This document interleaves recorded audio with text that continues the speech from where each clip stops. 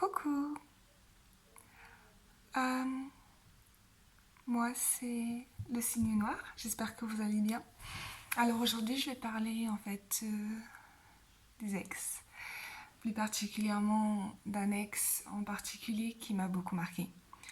Euh, je sais qu'on se connaît pas et que c'est vraiment bizarre de raconter sa vie comme ça du jour au lendemain et je le comprends tout à fait, mais j'avais besoin de savoir si ça arrivait aussi à d'autres personnes ou pas du tout.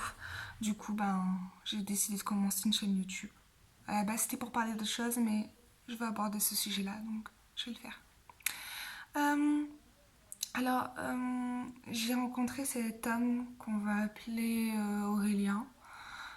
J'ai rencontré cet homme il y a 3 ans, 4 ans, et on a eu une relation qui a duré 2 semaines. Ça a été plutôt intense. On est parti, on a un petit peu voyagé ensemble. Enfin, on est juste parti à Grenoble, mais on a un petit peu voyagé ensemble dans une autre ville. Et, euh, et c'était sympa. Et ensuite, j'ai rompu. Ensuite, pendant 2 ans, il m'a couru après. Et je me suis remise avec lui, du coup, euh, fin de l'année dernière.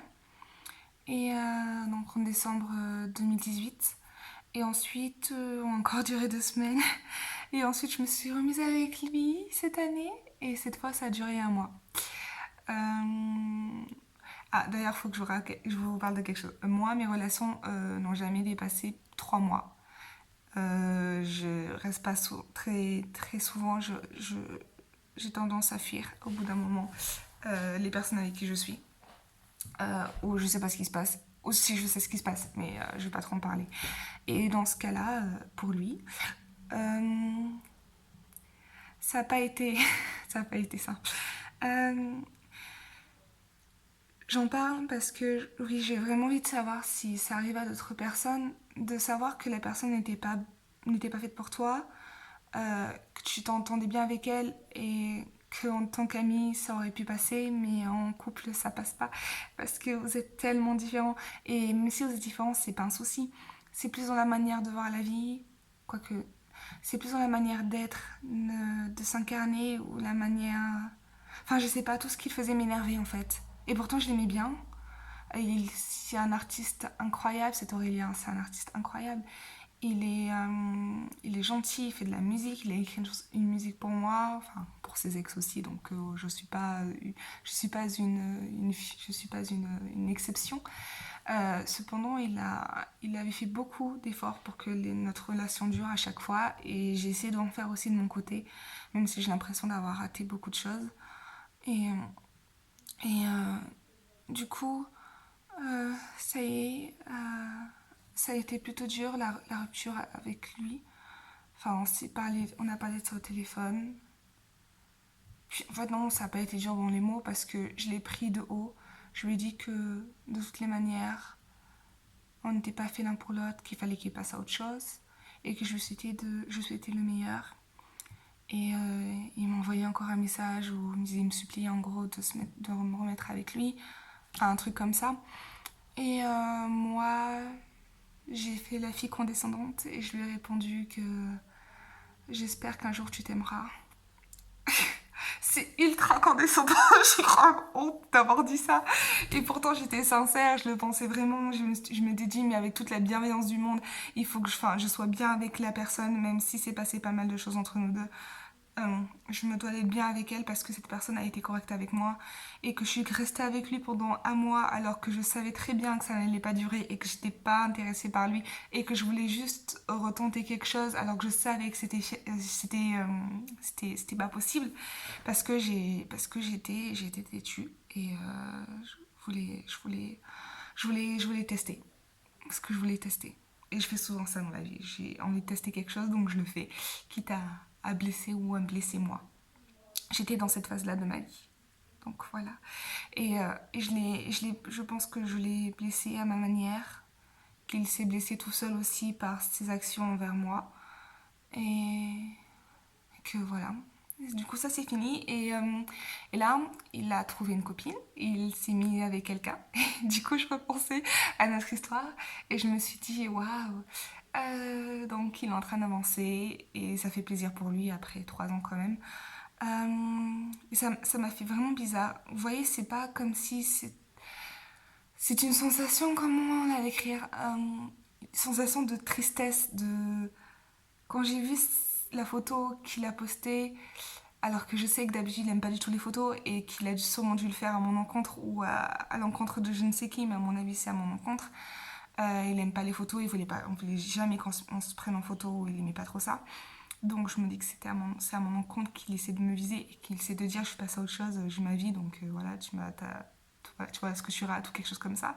Sauf qu'en fait, je sais pas si c'est le cas. Déjà, on va se calmer sur ça. Et ensuite, même si c'était le cas, tout ce que j'ai ressenti, c'était de la tristesse pour moi-même, en fait. Je me suis dit, ah bah, ça y est, il va plus me courir après. C'est tellement égoïste, je sais.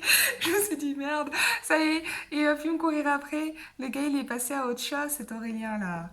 Il est passé à autre chose. Ça y est, il évolue. Et après 3 ans de va-et-vient, ça y est, il a vraiment lâché l'affaire. Ça veut dire que, que un de mes rêves d'enfant, qui était qu'un mec me court après, est fini. Qu'un mec intelligent, mignon, qui me plaisait à la base, me court après, est fini. Et que le rêve, c'était pas vraiment un rêve, c'était plus un fantasme chelou que j'avais d'avoir un mec intelligent qui me court après, qui soit là, qui persiste dans tous les cas. J'étais vraiment dans cette optique-là, mais quand j'avais 5 ans, hein, après on évolue. Et je pense que c'est resté, c'est pour ça que je pense que j'ai croisé cette personne-là dans ma vie, cet Aurélien.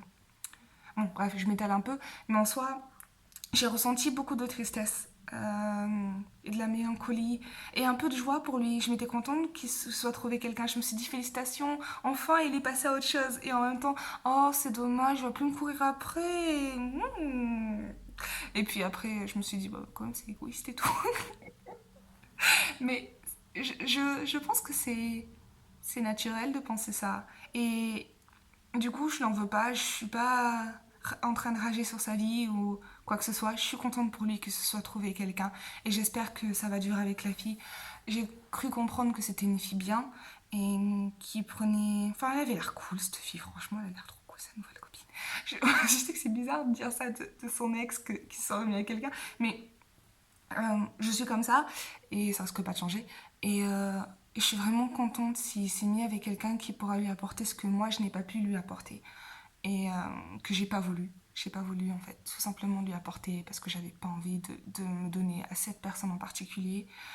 Et je lui ai dit parce que je m'en suis rendu compte pendant qu'on était ensemble et je pense que ça a dû lui faire très très mal. Et ça lui a fait très mal, il me l'a fait comprendre, il me l'a dit. Donc voilà, je sais pas si c'est le cas d'autres personnes d'être aussi perdu dans ses relations avec les autres. Enfin, dans le sens où on est bienveillant et en même temps on ressent tellement de tristesse quand on sait que ça y est, la personne elle avance et que nous, on avance aussi de notre côté, mais d'une manière différente. Et quand on compare ces deux manières, on envie celle de l'autre. Voilà, je pense que j'ai été claire sur ça. Voilà, laissez un petit message et n'hésitez pas à vous abonner à la chaîne si vous avez apprécié la petite vidéo de 10 minutes, quelque chose comme ça. Merci, passez une bonne soirée.